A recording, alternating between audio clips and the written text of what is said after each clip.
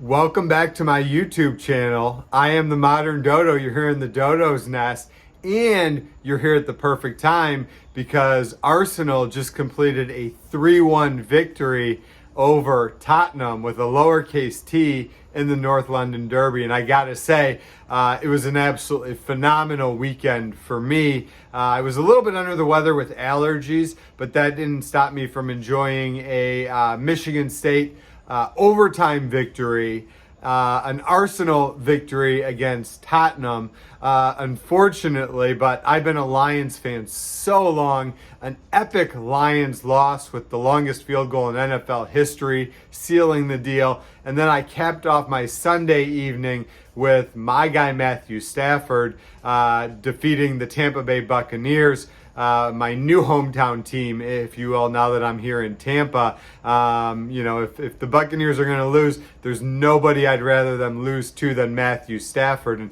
I, for a long, long time, have said he's one of the most talented quarterbacks in the league. I think he showed that on Sunday night. He looked absolutely amazing, calm, composed, precise, and thrown from all those crazy arm angles. So, Matt Stafford, congrats out in LA and go get him. But you're probably not here to hear about the Lions or the LA Rams. You're probably here to talk about the North London Derby, and that's exactly what I'm here to talk about because it was an absolutely amazing performance for Arsenal, and I got to be honest, I did not see it coming. So what I want to do is talk about a few things that I've been wrong about recently, and I'm going to make a prediction at the end that I hope I'm wrong about as well. I'm not going to talk about Tommy, aka Tomiyasu, the new Arsenal right back, who I was absolutely right about, coming over from Bologna, where I saw him play firsthand. I knew he was going to be a consummate professional, and I think he's through 3 games now, and he's been exactly that. He's actually winning over the fan base quicker than I would have ever expected.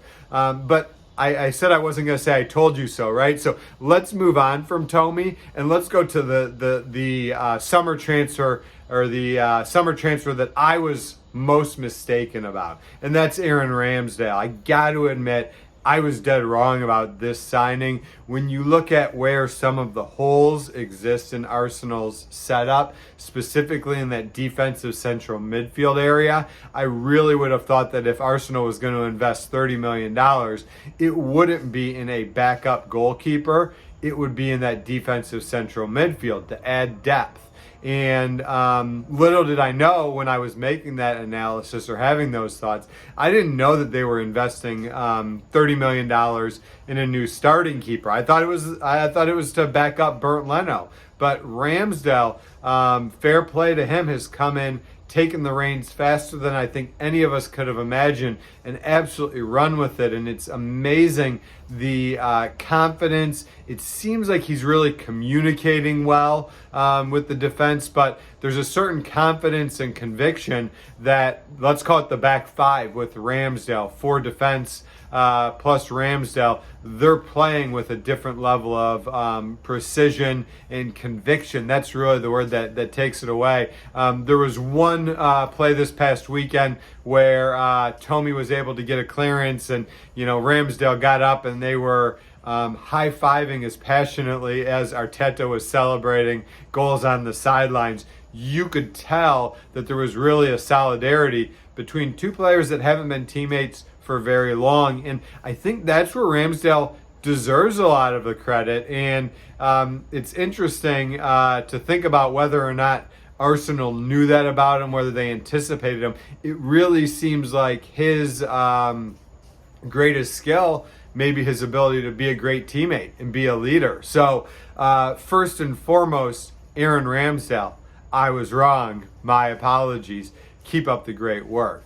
The second thing that I was wrong about as we head into the past weekend is, listen, I didn't think that Arsenal was going to run away with a 3-1 victory. And I'm trying to recall what I've talked about previously in my Premier League video journal entries.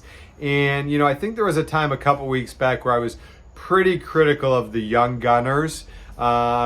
Specifically, Saka, Emile Smith-Rowe. Just their goal-scoring record wasn't quite what I expected it to be, and for that reason, I really thought that a lot more of the goal-scoring onus was going to fall on Aubameyang.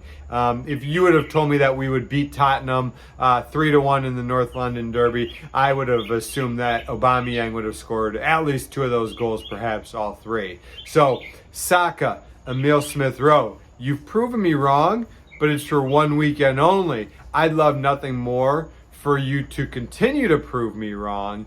And I think you're going to get that opportunity because based upon what we saw this past weekend, there was a certain level of directness. There was a passion in the way that our forward line pressed the Tottenham defense. I can't imagine, unless an injury forces it, that Arteta's not going to roll out that exact same, let's call it the exact same front 4, if you would, of Aubameyang up top, Smith-Rowe on the left, Odegaard in the center, and Saka outright. I'll tell you, Nicolas Pepe, he's certainly a finisher, and he collects points, but he's going to have a really difficult time getting that job back because even if he's a little bit more of a precise finisher than Saka, the benefits we gain from Saka's directness and with how hard he runs down that right flank and how well he synergizes with Tommy, it's going to be really, really hard to push him back out to the left-hand side. And my, how long ago it seems that Saka was playing a left wing-back role just to get in the lineup. And now he's moved all the way up and across the field to, let's call it a right wing or a right forward. Pretty impressive. So, at least for 1 weekend, I'm willing to say that I was wrong about both Saka and Emile Smith-Rowe in terms of their finishing prowess. And I hope it keeps up. The final thing that I think I was mistaken about, at least for 1 week, and listen, I will always take comments, so drop some comments down below this video. I'd love to know what other people think of this, but I was thoroughly convinced going into this past weekend's North London Derby that Mikel Arteta was actually hindering the creativity of, quite frankly, our players all the way across the pitch. It seemed like we played very direct with our touches, balls to feet, very simple, straightforward, safe. There wasn't a lot of risk and there wasn't a lot of creativity and our players weren't having fun out there.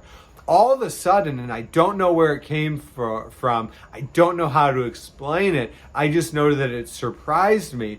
All of a sudden, the Arsenal team was playing with creativity. I feel like it was the second goal, I want to say, that started in the midfield. Well, it didn't start there, but it progressed through the midfield where Aubameyang played a nice little side-footed flick perfectly into space to Emile Smith-Rowe, who progressed down the pitch and eventually crossed it back over. And quite frankly, Aubameyang had an uncomfortable but impressive finish with his weak foot, a little bit of a bouncing ball. But the play happened in the build-up with that little flick pass into space, and I just haven't seen a lot of that putting the opponents under pressure with creativity from Arsenal. And I really, really thought that it was Arteta's coaching style and the way that he was running the team that was handcuffing the squad and the creativity and to some degree the futures of our young players to play with passion and have fun out there. And I don't know what changed. I'd love to hear your feedback. We saw it from Arteta. He was passionate on the sideline. He was demonstrating some flair with his celebrations, and the players were demonstrating flair on the pitch as well. So a lot to like. Listen, I've always said that I do my website, my YouTube. It's a hobby for me. It helps me with my marketing profession. I do it to learn, to have fun. I rip off these videos here in my backyard. I'm on my screened-in porch. I just got home from work in a board meeting, and I just grab the camera and sort of go. I do put some thought into it, but I'm not scripting anything or anything like that. So I'd love to hear some feedback as to what we think is going to happen moving forward. And I got to admit, I'm a little bit fearful about what's about to transpire with Brighton and Hove, because they've played well this season. To be honest, Arsenal have not played well. We're just coming off of the high of the Tottenham fixture, and now we've got to be able to back that up this very next weekend. I'm a little bit fearful that our offense is going to regress and lose some of that creativity, some of that flair. And I guess I'm going to predict a 1-1 draw, which wouldn't be bad in terms of collecting points with against a team that's currently towards the top of the table, if not on top of the table. I didn't check to see what they did on Monday night, which is interesting. I'll do that as soon as I jump off this video. But I'm a little bit fearful that our caliber of play is going to return back to normal, regression to the mean, if you will. So I hope I'm wrong. Come on, you Gunners, and well played. Congrats on an amazing North London derby, and thank you for bringing joy to the Arsenal fan base, because I'll tell you what, on social media, on the podcast, the energy is there. I heard that it was there from the fans who attended the matches at the Emirates, and I'll tell you, it's so funny because I woke up on Sunday morning, and keep in mind, if you're watching this overseas, for me here in Tampa, even that was an evening game. For me, that started at 11:30 a.m. and I was just getting ready and enjoying coffee in the morning, and they were talking about the atmosphere around the Emirates. And I've only been able to travel overseas once. I've enjoyed exactly one North London derby. Check out on my website, themoderndoddo.com. I'm going to be actually working my way up to telling that story on my Ultimate Footballer's Vacation video journal. I really was feeling the pangs of the pandemic with not being able to travel. I so badly, even though it wasn't realistic, wanted to be at that North London derby, wanted to be there with the Arsenal fans, having an amazing time in this backyard rivalry. So thank you, Arsenal players, staff, the entire setup, for delivering an amazing result and delivering joy to the Arsenal fan base. Let's do it again this weekend, and come on, you Gunners.